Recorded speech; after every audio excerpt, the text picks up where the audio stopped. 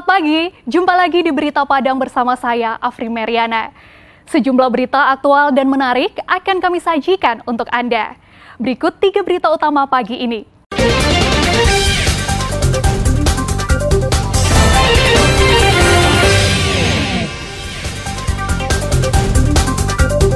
Pemilik sapi di Koto Tangah, pinggiran Kota Padang, menuntut pemerintah memberi perhatian pada ternaknya yang terpapar PMK. 2 remaja di Padang Ganting ditangkap polisi karena telah mencabuli seorang pelajar SMP secara bergantian. Anda yang mencari pernak-pernik atau souvenir khas Mentawai bisa menemukannya di Bazar Merah Putih yang tengah digelar di Kota Padang.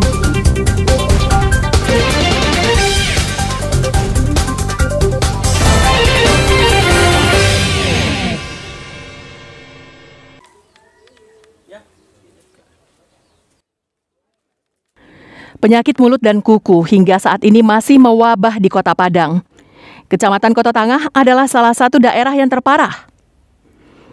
Sapi milik Darmadi, seorang peternak di Kelurahan Balai Gadang, Kota Tangah ini terjangkit PMK sejak beberapa minggu lalu. Sapinya sulit berjalan, sedangkan mulutnya selalu mengeluarkan air liur. Menurut Darmadi, 2 pekan lalu, keempat sapinya terserang PMK. 3 di antaranya sudah pulih setelah diberikan obat tradisional dari daun-daunan. Namun 1 ekor lagi masih sakit.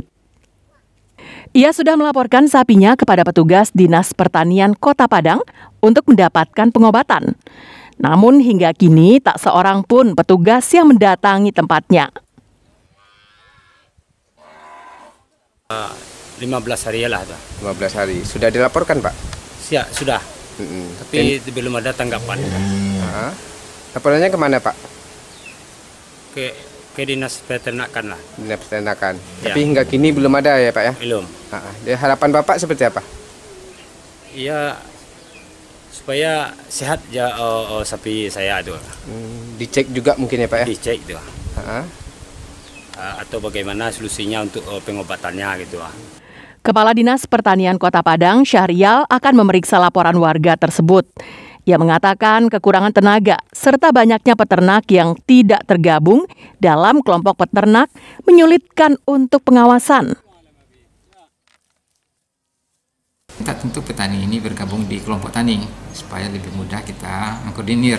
Sebab tenaga kita kan kurang, tenaga lapangan kurang, kemudian sekarang juga ada penyakit PMK yang sedang kita melakukan vaksinasi. Jadi tolong barangkali mudah tolong dipahami sebab seluruh tenaga di lapangan sekarang dikerahkan untuk memvaksin. Nah, kalau seandainya melaksanakan vaksin, otomatis vaksin ini yang didahulukan. Dari data Dinas Pertanian Kota Padang, saat ini 40 ekor ternak di Padang terdampak PMK. Robiham melaporkan dari Padang.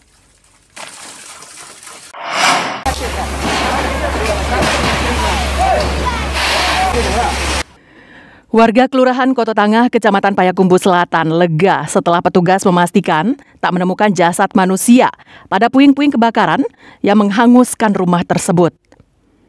Awalnya warga khawatir pemilik rumah menjadi korban.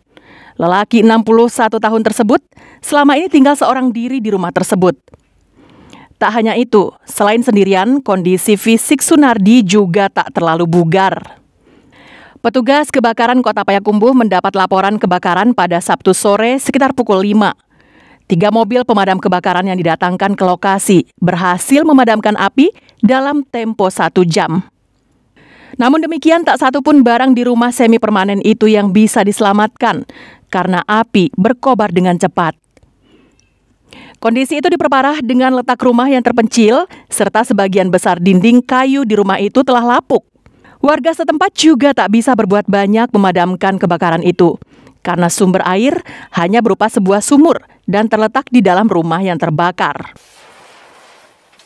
Ada 1. Ada korban? Korban tadinya diperkirakan ada, tapi setelah ditelusuri dalamnya nihil. Korban nihil. Untuk pemadaman sekarang kita dibantu 1 unit dari Kabupaten. Sunardi, sang pemilik rumah, telah diungsikan ke rumah kerabatnya agar bisa menenangkan diri. Kasus kebakaran ini ditangani oleh Polres Payakumbuh untuk mengetahui penyebabnya. Apa sih ya? Kasih tuh langsung. Polda Sumbar menghentikan penyidikan kasus penipuan tanah kaum Mabut yang menjadikan Yusuf dan Yasri sebagai tersangka. Surat perintah penghentian diantar langsung penyidik Polda Sumatera Barat kepada M. Yusuf di Sekretariat Kaum Mabut, Jalan Bingkuang Dado Tunggul Hitam, Padang, Jumat pekan silam. Kuasa hukum M. Yusuf menyatakan dengan terbitnya SP3 tersebut berarti klien mereka tidak terbukti melakukan tindak pidana penipuan tanah. Mak Yusuf dalam hal ini Mamak Kepala Waris dari kaum Mabut suku Sikumbang, ya itu. Dan berdasarkan dari penghentian penyidikan ini, intinya bahwa klien kami tidak terbukti melakukan tindak pidana yang dilaporkan oleh pelapor. Dalam hal ini klien kami sudah menjadi tersangka sebelumnya, dan dengan diberikannya surat penghentian penyidikan ini, klien kami tidak terbukti melakukan tindak pidana tersebut. Penghentian penyidikan tersebut dibenarkan oleh Kabid Humas Polda Sumatera Barat. Alasannya, karena dalam rapat gelar perkara, tidak ditemukan cukup bukti untuk menjerat M. Yusuf dan Yasri. Jadi SP3 itu dikeluarkan hasil koordinasi dengan Kejaksaan, kemudian dari Direskrim Polda Sumatera Barat melakukan gelar.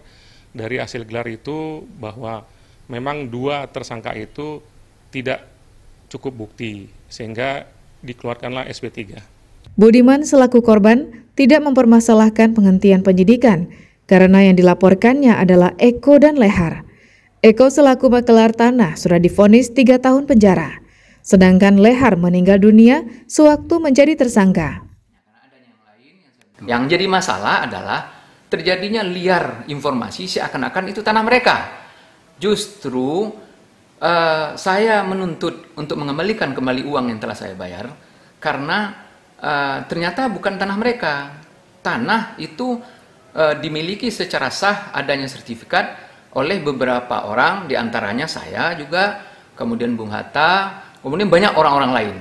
Tahun 2020 lalu, Budiman melaporkan kasus penipuan atas tanah seluas 4.000 meter persegi yang dibelinya tahun 2016, senilai 1.350 miliar rupiah dari Lehar. Belakangan diketahuinya, sertifikat tanah tersebut dimiliki oleh banyak pihak. Laude Jordo Anse melaporkan dari Padang.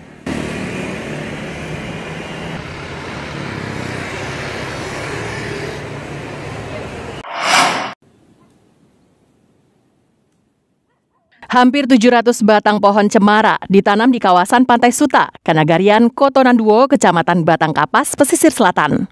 Agar tidak mudah rusak atau dimakan hewan ternak, pohon cemara ini dipagar satu persatu.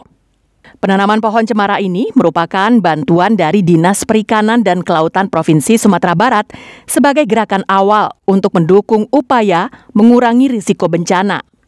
Masyarakat yakin kelak objek wisata Pantai Suta akan hidup dan bergairah dengan adanya pohon cemara ini. Selain itu, pohon yang sudah tumbuh besar dapat mengurangi risiko bencana seperti abrasi pantai, angin kencang, maupun tsunami. Kami dari Pemuda Peduli Lingkungan Pantai Suta ada bantuan dari Kementerian Kelautan dan Perikanan untuk mitigasi bencana. Alhamdulillah dengan bantuan itu kami sudah melaksanakan penanaman sebanyak 668 pohon dan mudah-mudahan bisa kami laksanakan kemudian bisa tumbuh, dan mudah-mudahan juga ini salah satu langkah kami untuk pengurangan risiko bencana. Pantai Suta memiliki bentangan yang cukup panjang.